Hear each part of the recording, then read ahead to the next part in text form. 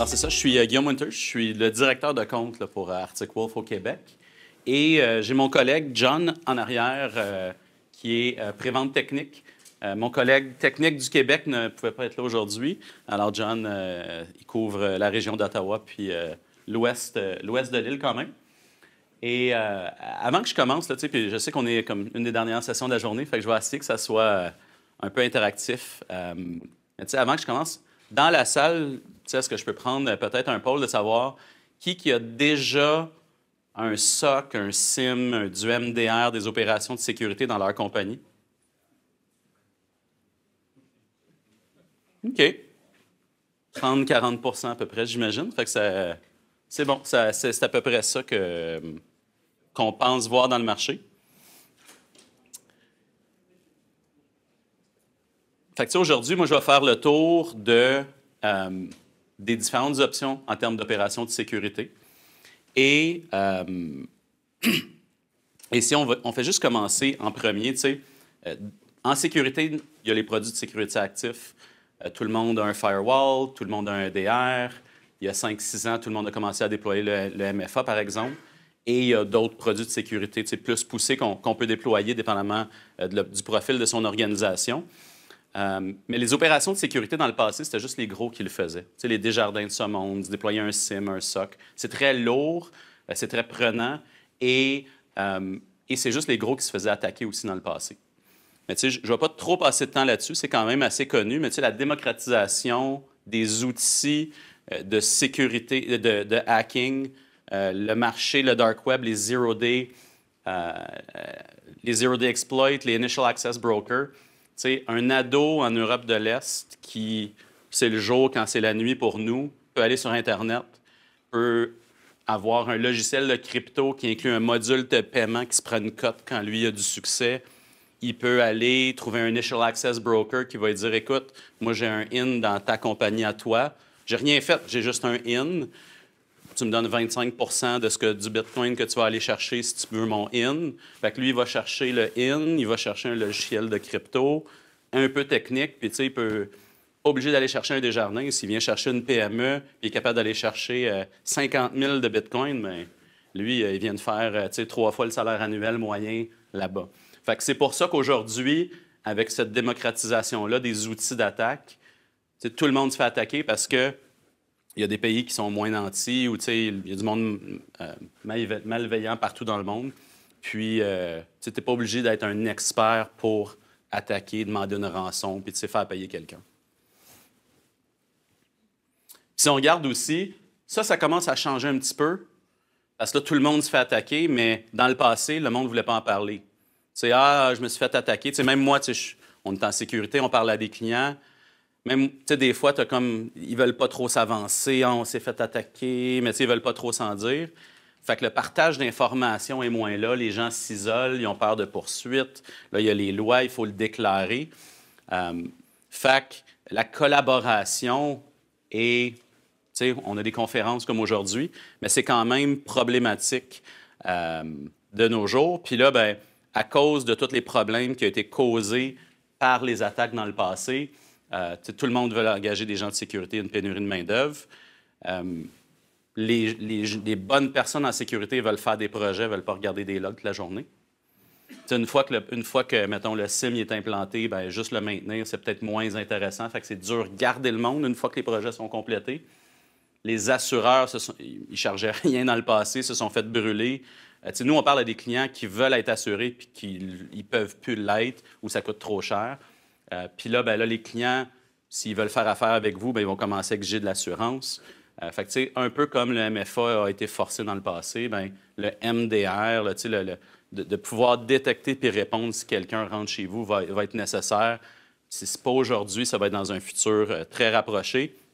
D'ailleurs, c'est un peu ça ce que je vous ai demandé. Gartner, ils n'ont pas de quadrant pour le MDR, mais ils ont sorti un Buying Guide MDR au mois de février 2023. Je vous conseille fortement de le lire. C'est quasiment une publicité pour nous, là, pour être franc, mais Gartner, ce qu'ils disent, c'est que 30 % des organisations, fait que février 2023, MDR, puis d'ici 2 ans et demi, là, à ce point-ci, d'ici 2 ans, fin 2025, 60 % des organisations vont l'avoir. C'est ça, c'est un print screen carrément du rapport de Gartner. Fait que, allez le chercher, il est disponible sur notre site web, mais je suis sûr qu'il est disponible là, un peu partout aussi. Puis je vais utiliser un petit peu ce que Gartner dit dans ma présentation aujourd'hui. Fait qu'on a des produits de sécurité actifs, on peut se faire attaquer. T'sais, si on n'est pas capable de détecter si quelqu'un a bypassé nos outils de sécurité actifs, ben, c'est pas si, c'est quand. Puis ben, aujourd'hui, selon Gartner, 30 des clients ont cette capacité-là. Puis, si ce n'est pas une réalisation interne des exécutifs qu'il faut mettre de l'argent là, bien, comme je disais, ça va être l'assureur, ça va être le client, ça va être les auditeurs. Il va y avoir de plus en plus de pression pour acquérir ce genre de solutions-là pour pouvoir vraiment détecter et répondre à une attaque. Fait que c'est quoi les différentes solutions qu'on peut faire? Il y a s'acheter un SIM et essayer de le faire nous-mêmes. C'est ça que les grosses compagnies faisaient dans le passé. Le SIM permet de centraliser les logs. Ça permet d'avoir l'information. Ça permet de détecter, de faire de la corrélation entre les événements. Ça permet la rationalisation aussi, de faire des rapports pour la conformité. Puis, ça permet d'identifier les attaques plus rapidement. Tu sais, c'est un SIM qu'on y met beaucoup d'efforts, qui est bien configuré. C'est très, très, très utile. Mais ça prend beaucoup d'efforts. C'est un peu ça. Souvent, les SIM, premièrement, les licences, c'est en gig ou en EPS. Fait que là, on a un incentive de ne pas trop en mettre. Moi, j'ai parlé récemment à une marque que tout le monde ici connaît dans la salle. Ils ont un SIM d'un des gros manufacturiers que tout le monde connaît. Puis, ils nous ont avoué qu'ils ont des blind spots. Il y a des bouts de leur infra qui n'amènent pas dans leur SIM parce que ça coûte trop cher au gig puis ils n'ont pas le budget pour. Fait que, tu sais, les compagnies, le but d'avoir un SIM, puis de pouvoir détecter puis répondre à une attaque, c'est de pouvoir le faire partout. S'il y a un bout qu'on ne voit pas, bien, ça ne sert pas à grand-chose d'avoir un MDR. L'autre chose, c'est qu'on a beau mettre tout l'effort au monde pour configurer un SIM, s'il y a des alertes qui sortent puis personne ne prend le temps de faire l'investigation puis répondre à l'attaque, ça ne sert pas à grand-chose non plus. Vous allez vous réveiller le matin, tout va être crypté. Vous l'avez attrapé, il était dans le SIM, le data était là, mais personne ne l'a regardé. Puis, de nos jours, ça ne prend pas... si vous n'avez pas la capacité de détecter puis répondre à une attaque, les gens vont prendre des centaines de jours pour regarder votre réseau puis frapper encore plus fort. Mais quand quelqu'un a accès à un réseau, c'est une question de quelques heures pour qu'il puisse typiquement faire ravage dans le réseau. Fait qu'il faut que ça soit surveillé 24/7 proactivement. L'autre point, c'est que mettre les logs dans le SIM, c'est une chose, mais les SIM, c'est des boîtes vides. Sentinel, c'est un des SIM populaires de Microsoft. La règle qui dit qu'il ne reçoit plus la télémétrie d'une source, c'est pas out of the box, il faut que tu la configures à mi-temps. Fait que de ce côté-là, imaginez si ça, c'est pas out of the box, tout le reste qu'il faut, avoir des développeurs, des codes. Il y a des best practices, des playbooks qui existent, mais il n'y a personne qui a exactement le même environnement que vous. Fait que c'est beaucoup de customization. Puis, ce que les utilisateurs disent aussi, c'est que ça crée beaucoup d'alertes, c'est noisy, c'est trop bavard, puis des fois, c'est pas précis. Le tuning pour pas trop recevoir d'alertes, mais pas en manquer, est quand même, c'est autant un art qu'une science. Ça prend des gens très compétents. Fait que, le SIM, comme je disais, les grandes entreprises prenaient le temps de le déployer, mais la petite et la moyenne, ce n'est pas nécessairement pratique. Puis, c'est toujours important, un SIM, ce n'est pas un projet qu'on va configurer, puis après ça, on va juste surveiller. Il y a des nouveaux produits, il y a des nouveaux threat feeds, des nouvelles méthodes d'attaque qu'il faut développer des algorithmes pour identifier. Fait que c'est quelque chose qu'il faut maintenir en continu. Fait que les MSSP. Puis là, je vais faire attention parce qu'il y a beaucoup d'MSP ici. Pour moi, un MSSP, c'est quelqu'un qui va offrir des services professionnels à des grandes entreprises pour les aider avec cette expertise-là. Ce n'est pas un MSP qui va aider une PME qui a peut-être qui outsource CTI. Parce que les MSP vont typiquement utiliser des compagnies comme nous pour servir leurs clients. Là, ici, pour moi, un MSSP, c'est une moyenne entreprise qui dit « Moi, je vais me déployer mon SIM, mais je n'ai pas l'expertise, je n'ai pas le SOC. Fait que, je vais aller chercher de l'expertise de quelqu'un d'autre pour m'aider à le faire. Puis c'est une bonne idée. Puis il y a quelques années, des solutions comme Article, ça n'existait pas. Fait que c'était vraiment la solution, si on n'est pas une très grande entreprise, de dire, écoute, moi, je pense que j'en ai besoin, je suis assez gros, mon profil de risque est élevé. Mais, tu sais, chaque client va déployer un SIM. Ça va aider à faire les rapports de conformité. Le client demeure typiquement propriétaire de son SIM. Des fois, le SIM, il est chez le fournisseur, des fois, il est chez le client, mais tu sais, c'est un SIM habituellement par client. Tu sais, j'ai mis dans les bénéfices, la solution est développée sur mesure et unique, mais tu sais, je l'ai aussi mis dans les désavantages. Tu sais, chaque solution est développée sur mesure et est unique. On a la perception d'agnosticité. Moi, j'ai des clients qui nous disent « Ah, mais je vais acheter mon SIM, je vais engager quelqu'un pour le bâtir, je vais être propriétaire après. » Mais tu sais, si tu changes de fournisseur, il ne va pas nécessairement vouloir gérer les spaghettis de l'autre. Il va vouloir recommencer puis mettre sa sauce, ses règles, son intelligence. Là, tu dis, ah, bien, je vais l'engager, je vais le garder 3 ans, puis après ça, je vais prendre en charge moi-même. Fait que tu vas t'engager 20 personnes pour te bâtir un socle pour que à Saint-Jean, tu aies quelqu'un eyes on glass en train de faire de l'investigation. Si tu as 20 000 employés, peut-être que ça te tente, mais tu sais, bonne chance. Sinon, bien, tu retombes à, ah, tu as un SIM, il est peut-être moins bien maintenu si tu n'as plus d'MSP. Tu sais, tu n'es pas 24/7, fait que tu as des belles alertes qui sortent, mais personne ne prend action dessus. Puis se faire réveiller par un pagette la nuit, soit il ne se réveillera pas sur les moyennes, finalement c'est une rouge, soit il en reçoit trop. Puis, fait que, ce bout-là, c'est très dur d'avoir une solution de qualité soi-même. Puis c'est très dur. Ce que le monde pense peuvent être des bénéfices de dire, écoute, c'est mon SIM, il est chez nous, mais quelqu'un d'autre m'aide. Bien, il y a quand même, certains inflexibilités que des fois, on ne réalise pas. On est parlé ici. Fait que le MDR, c'est le terme récent utilisé pour dire Manage, Detect and Response. C'est dire que les clients ne vont pas se magasiner un SIM et un partenaire, ils vont se magasiner une solution complète pour faire la détection puis la réponse des événements. Notre ami Bruce encore. C'est important de le faire parce que, en sécurité, il n'y a rien de parfait. Si c'était parfait, bien, tout le monde l'aurait, puis personne n'aurait des opérations de sécurité. On s'entend. Il y a des vulnérabilités, des erreurs humaines. Puis le mot MDR est utilisé à toute sauce. Puis là, je vais citer Gartner encore. Puis c'est Gartner qui le dit. Il y a plus de 600 vendeurs d'MDR. Ça, c'est en février 2023. Puis tout le monde... dès que tu as de la télémétrie qui est regardée ailleurs, c'est du MDR. Des fois, c'est juste du machine learning qui regarde la télémétrie et qui t'envoie les alertes importantes. Selon Gartner, ce n'est pas suffisant. Il faut que le MDR il soit staffé par un SOC moderne, dirigé par des humains.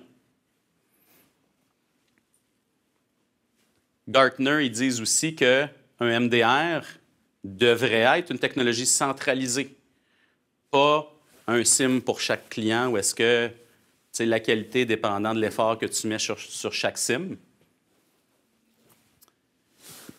Et Gartner parle aussi que toutes les solutions ne sont pas égales. J'ai toutes les compagnies de produits d'antivirus, de EDR, la plupart des compagnies de firewall vont tous offrir des produits MDR. Puis là, le MDR d'un produit d'EDR ou d'antivirus, bien, tu regardes juste la télémétrie d'une partie de ton environnement. Est-ce que c'est utile? Je l'ai dit à plusieurs personnes ici, tu as un système d'alarme chez vous, tu as des fenêtres, une porte patio, une porte de garage, une porte d'en avant. Tu mets une caméra sur la porte d'en avant, tu as relié à la centrale, tu ne regardes rien d'autre. C'est un peu ça du MDR de EDR. Tu es en vacances, tu regardes ta caméra, tu te dis « Ah, tout est beau, il n'y a personne chez nous, mais tu es en train de vider par la porte patio. » Fait que pour moi, c'est la façon des manufacturiers de faire des upsells, d'en offrir plus. Ça fait du sens, ça. Regarde pas la télémétrie, laisse-moi le faire, c'est mon produit. Mais au bout de la ligne, c'est pas ça que les clients ont besoin comme opération de sécurité. Puis là, on a le terme XDR qui commence à être rajouté.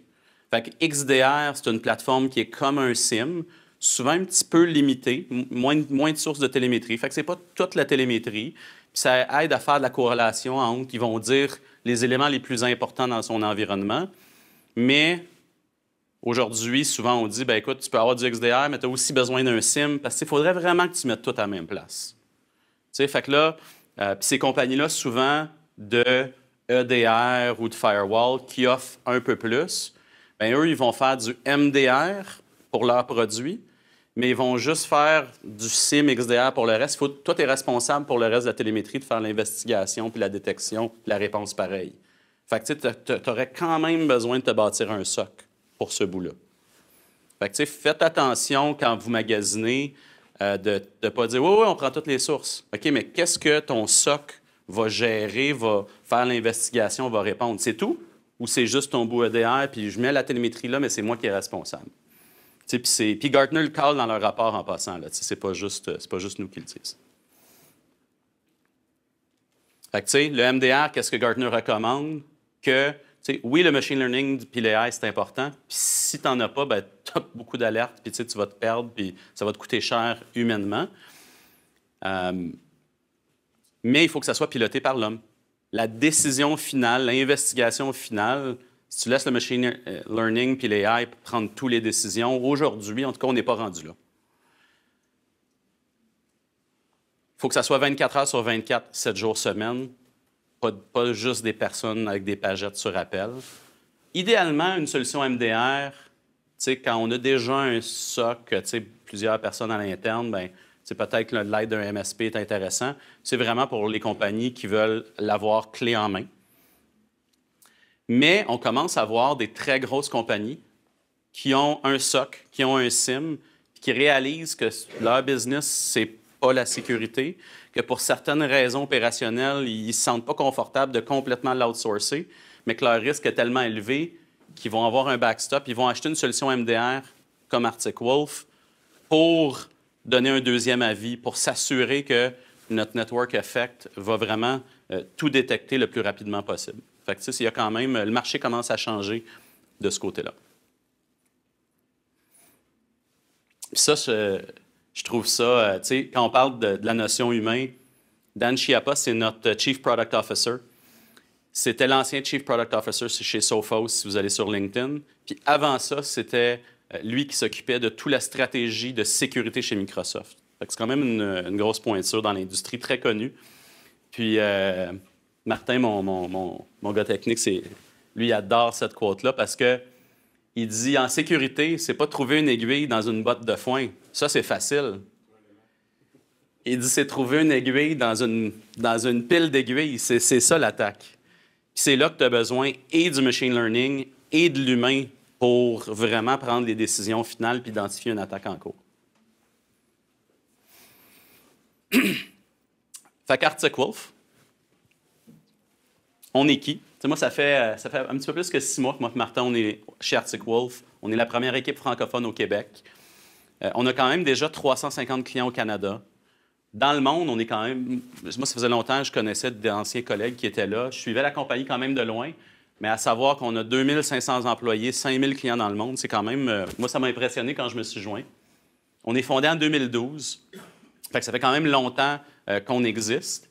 Puis, tu sais, la grosse différence entre Arctic Wolf... Notre approche est vraiment différente du reste du marché. Nous, on a décidé de bâtir notre propre plateforme. Fait qu'on n'a pas acheté le SIM de quelqu'un d'autre.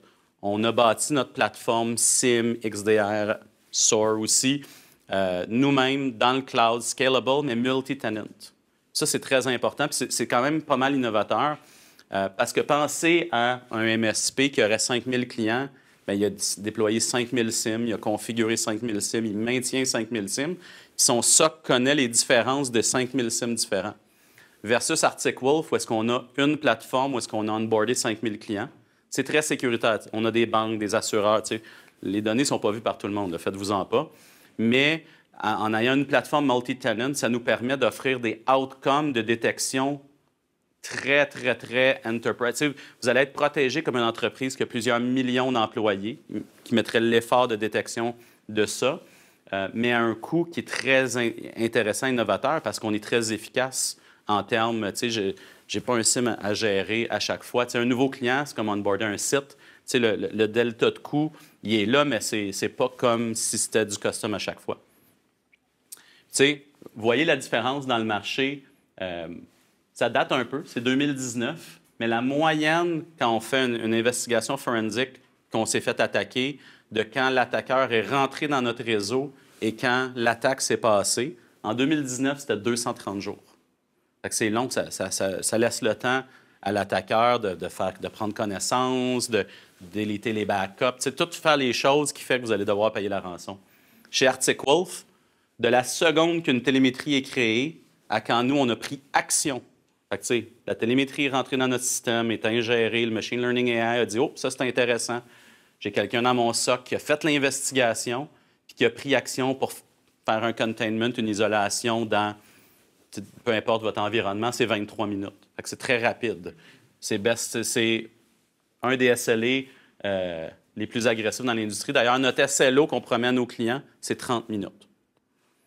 Et tu sais, regardez dans vos contrats, si vous regardez des compétiteurs, c'est quoi les SLA ou les SLO promis pour de la télémétrie à que l'action soit prise, c'est beaucoup plus élevé que ça normalement. On a aussi, fait intéressant, 700 employés au Canada. Fait que notre bureau chef est au Minnesota, notre fondateur business est un Américain, mais notre fondatrice technique, c'est une dame qui était à Waterloo en Ontario. Fait que notre bureau technique est à Waterloo. Notre plus gros SOC dans le monde est à Waterloo. Juste la composante SOC à Waterloo, c'est plus de 150 personnes. Puis un fait intéressant aussi, c'est oui, on a des SOC en Europe, on a des SOC en Australie, mais on n'a pas un modèle Follow the Sun. Fait que ça va toujours être quelqu'un à Waterloo en Ontario qui va faire l'investigation dans notre SOC 24/7/365. Les clients adorent ça. On a eu un petit cadeau d'IDC il y a 2 semaines. Fait que Gartner n'a pas de cadran, ils ont un buying guide super intéressant. Mais IDC a sorti leur rapport MarketScape sur le MDR. Puis, tu sais, il y a peut-être des joueurs que vous pensez, ah, tu sais, je ne vois pas Sentinel. C'est un SIM, tu sais, ce n'est pas une solution complète. Ça, ici, c'est les compagnies qui offrent les solutions quand même complètes. Puis Arctic Wolf, en termes de capabilities, ce qui est disponible aujourd'hui pour aider nos clients, est numéro 1 et le plus haut coté. Puis les raisons, dans le fond, primaires, c'est que, tu sais, vous allez voir, il y a du MDR de compagnie, de EDR, d'antivirus, tout ça là. Arctic Wolf, on est agnostique. On supporte presque tous les EDR sur le marché, presque tous les firewalls sur le marché. Vous êtes dans le cloud, je supporte tout. Tu sais, vous avez Okta ou AD ou Duo, je supporte tout. Tu sais, on est extrêmement agnostique. Puis, on le sait que le marché de la sécurité change. Tu sais, Defender de Microsoft, il y a 5 ans, c'était pas un super bon produit. Désolé s'il y en a qui l'ont installé. Il y a 5 ans. Mais aujourd'hui, c'est dans le top 3 MITRE. C'est un des excellents produits sur le marché. Mais dans 5 ans, ça va être encore eux. Je ne sais pas s'il y a encore du monde qui ont Symantec sur leur endpoint, mais c'était le leader absolu il y a quelques années, puis on ne les voit plus.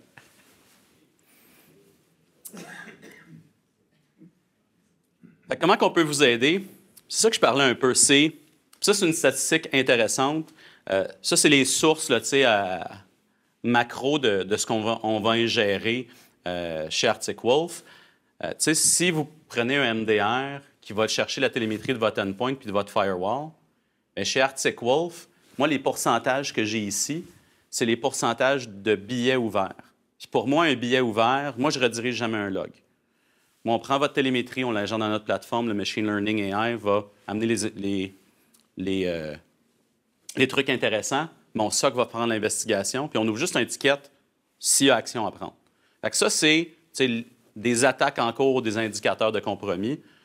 Bien, ma source de détection, si on regarde juste les postes de travail puis les pare-feux, c'est 20 de ce que moi, je vais détecter. 30 de notre détection est au niveau réseau, 25 au niveau cloud, que ce soit IaaS ou votre Office 365, votre G Suite. 20 des détections vont sortir de l'identité ou du MFA, par exemple. Puis on va même faire un scan du dark web pour voir s'il y a des comptes compromis ou des National Access Brokers qui vendent accès à votre environnement pour prendre action rapidement. Fait intéressant aussi, on a notre propre plateforme. Fait qu'on va chercher plus de télémétrie que les manufacturiers standards. Dans les réseaux, par exemple, Nous, on a une sonde IDS qu'on va aller mettre physique. À tous les sites où est-ce que vous avez un serveur et une connexion Internet, nous, on veut détecter s'il y a du trafic nord-sud, i.e. un serveur Command and Control qui est peut-être en train de communiquer avec un endpoint chez vous. On va même ajouter, c'est optionnel, mais c'est fortement recommandé, un agent supplémentaire sur le poste. Ce n'est pas un EDR. Vous avez quand même besoin de votre EDR, mais le problème avec les EDR, c'est qu'ils nous envoient juste des alertes. Puis une alerte, bien, si l'EDR a manqué une alerte ou s'il y a une technique, si vous allez sur le Dark Web, il y a des, il y a Sentinel-1, il y a CrowdStrike, il y a Defender, bien, voici comment faire pour ne pas trop vous faire pogner par. Il y a des playbooks pour essayer de ne pas se faire détecter. L'exemple que j'ai donné quelques fois aujourd'hui, c'est sur ton poste de travail, tu as du PowerShell, c'est de l'automatisation, il n'y a pas déployé de malware, il y a juste un processus en mémoire. Ça se peut que l'EDR le tue pas. Là. Ça se peut qu'il n'y ait aucune alerte. Puis, sur le même nœud, bien, il y a une nouvelle connexion externe. Le firewall, il ne tuera pas juste une nouvelle connexion externe pour le fun. Mais les deux, ensemble, dans un court laps de temps, pourraient trigger une investigation chez nous pour quelqu'un dans le SOC à aller voir, tu sais, du nouveau PowerShell, tu as une connexion externe, cette corrélation-là est intéressante, y a-t-il quelque chose qui se passe? Si je n'avais pas mon témoin supplémentaire, puis mon appliance, que la plupart de mes compétiteurs ne mettent pas, bien, ces investigations-là ne se passeraient pas, ces attaques-là, peut-être plus poussées, ne seraient pas détectées. L'autre point aussi d'avoir une plateforme multi-tenant, c'est de dire, j'ai 5000, aujourd'hui, on s'est fait annoncer, c'est 5700 clients qu'on a. On découvre une nouvelle sorte d'attaque en Europe ou au Texas. Peut-être que normalement, on détecte plus vite, mais oups, si on réussit à crypter une coupe de serveurs avant qu'on s'en rende compte parce que c'est une technique nouvelle utilisée. Bien, nous, quand on va faire le root cause, on va aller updater nos algorithmes, puis on va aller revoir la télémétrie qu'on a déjà reçue, voir si ce nouveau pattern-là, il n'est pas déjà actif chez quelqu'un, puis qu'on le met. Ils n'ont pas commencé à crypter, mais c'est le même pattern qu'on a vu là-bas qu'on aurait pu détecter si on le savait. Ce network effect-là est assez unique. Permet d'offrir vraiment un outcome intéressant. Un autre point aussi, le machine learning AI, on n'est pas juste human-led avec un SOC. Là. On pense qu'on a le dataset le plus important en sécurité sur le marché aujourd'hui, le single dataset. On ingère 7 pétabytes de données. C'est de la télémétrie, là. C'est pas des photos. Là. 7 pétabytes par semaine, c'est de la télémétrie. On ingère ça dans notre plateforme à chaque semaine. On a énormément d'experts, des data scientists, des experts en sécurité qui rajoutent du contexte, qui aident à tuner. Pensez à l'effort que nous, on met à s'assurer qu'on ne manque pas de détection dans notre plateforme versus ce que vous pourriez faire vous-même ou ce qu'un conseiller en service pourrait faire, lui, un peu à la mitaine, custom, pour bâtir des règles dans votre SIM.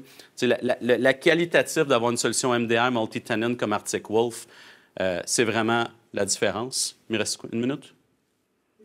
Une minute. Mon dernier point que je vais faire, c'est que chez Arctic Wolf, on a une plateforme multi-tenant.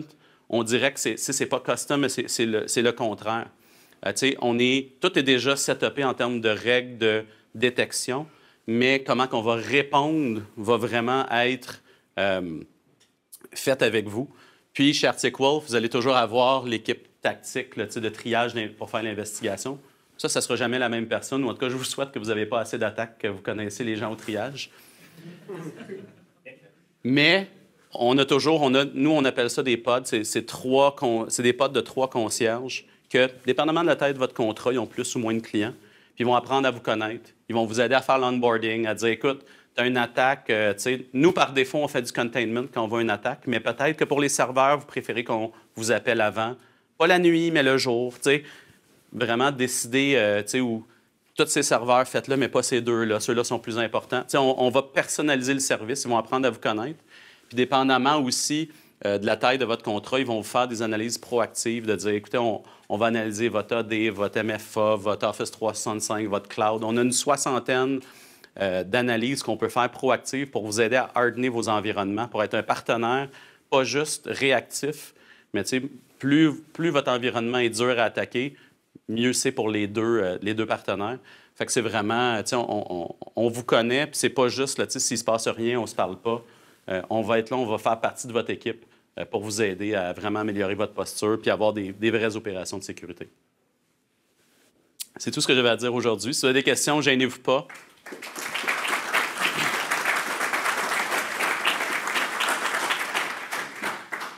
Merci beaucoup. Y a-t-il des questions? Allez-y.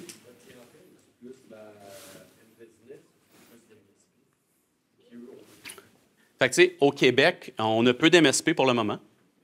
Je te dirais que la relation directe avec un client ou est-ce qu'il y a des concierges assignés, ça va aller à quelque part, le fit va aller à quelque part entre 50 et 150 et plus.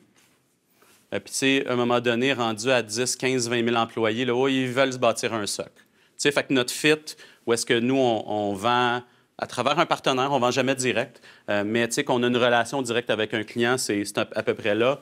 À quelque part en bas de 50, 100, 150, 200, c'est là que nos MSP, où est-ce que les compagnies n'ont peut-être pas des gens de TI dédiés ou ils ont une personne, ils veulent de l'aide, ils outsourcent la gestion de leur environnement. C'est là que nous, on va un programme MSP, où est-ce qu'on va donner des rabais à un MSP, vu qu'il va prendre en charge des actions. Mais nous, on n'appelle jamais le client. On n'a pas de relation avec le client. C'est pour, tu sais, si vous avez 10 petits clients, bien, on va toujours vous appeler vous. Fait que ça nous permet d'être plus efficace sur les coûts. On donne un rabais au MSP pour qu'il puisse offrir de la valeur ajoutée au client. Le client, au bout de la ligne, devrait payer la même chose par user, mais va avoir un service avec son MSP qui gère déjà une portion de son environnement aussi, de toute façon. Fait que nous, on a ce programme-là. Fait que, si vous êtes un MSP et vous êtes intéressé à dire, écoutez, moi, je veux offrir ces services-là, cette vigie-là à mes clients, soit je veux l'offrir proactivement ou soit ils me le demandent déjà. On peut se parler. On a une équipe MSP à qui on peut jaser pour vraiment développer un partenariat. Puis, vous pouvez dire, écoute, vous pouvez profiter de notre marque pour dire, nous, c'est Arctic Wolf qui est en arrière de nous. Ou si vous voulez dire, écoutez, c'est notre service, puis après ça, vous nous utilisez en arrière, on peut faire ça aussi, là, vraiment en mode white label. C'est à votre discrétion. Oui? Est-ce que votre modèle d'affaires est purement réactif ou est-ce que vous avez un peu de proactivité comme en termes de gestion de vulnérabilité? Fait que j'en ai pas parlé beaucoup. On a, dans le fond, le MDR, c'est vraiment notre produit core. J'ai 2 autres produits que j'offre. J'ai justement Managed Risk, qui est ma gestion de vulnérabilité. Fait que c'est un scanning interne et externe de vulnérabilité. Puis ça va vraiment faire du reporting. Les concierges vont aider à mettre du contexte. Fait que, oui, il y a ça. J'ai un deuxième service que je ne vends pas encore au Québec, mais ça s'en vient. C'est mon Managed Awareness. Fait que c'est des formations, du fake phishing. Aujourd'hui, je ne l'ai pas en français. Ça s'en vient cette année, quand il va sortir. Mais si, dans les Gartner Peer Review, il est top coté. C'est des petits micro-learning intéressants. On filme à toutes les 3-4 semaines un nouveau. Ce n'est pas juste une librairie de 40 formations à envoyer ou une grosse affaire d'1 heure. Fait que c'est très apprécié. Puis ça s'en vient bientôt. Puis mon dernier service, on a une équipe de réponse à l'incident, plus de 100 consultants. Fait que si jamais vous avez... nous, on aime dire qu'on a une qualité comme Mandiant, par exemple, qui est un leader dans l'industrie. Mais on a acheté cette compagnie il y a quelques années, puis ils ont fondé la compagnie parce qu'ils voyaient, je veux dire, les Big Four puis Mandiant, quand il y avait une urgence, ils débarquaient à 10-15. Là, tu peux biller quand tu es 10-15. Puis là, il est assis là, puis il est là 18 heures par jour, puis il charge la totale. Nous, on pensait qu'on pouvait avoir des gens aussi de qualité. On fait le service majoritairement remote. On est beaucoup plus cost-effective. On arrive au même outcome, même si ce n'est pas en personne, mais on est capable d'aider les clients à réagir très rapidement, puis de réduire les rançons, je pense, en moyenne de 90 % payés, de recouvrir, etc. Fait que ça, c'est les services qu'on offre. Oui? Avez-vous du reporting, comme par exemple, je fais un MSP, puis j'ai comme 5-6 panels. Oui. Oui, on a une suite de reporting inclus juste dans l'MDR, daily, weekly, monthly, auditors pour ton board. On doit avoir une centaine de rapports préfaits, puis si tu as besoin de quoi de custom, tes concierges peuvent t'aider à le bâtir. En français, possible? Fait que non, on est un manufacturier américain. Je pense qu'on offre qualitativement le meilleur service sur le marché, mais il n'est pas en français, par exemple. C'est quelque chose que vous prévoyez si vous... Oui, oui. Je te dirais qu'en TI, souvent, c'est moins un problème. Mais je le sais que ça sortira. Tu sais, avoir notre SOC puis nos concierges en français, c'est pas dans les 18 prochains mois.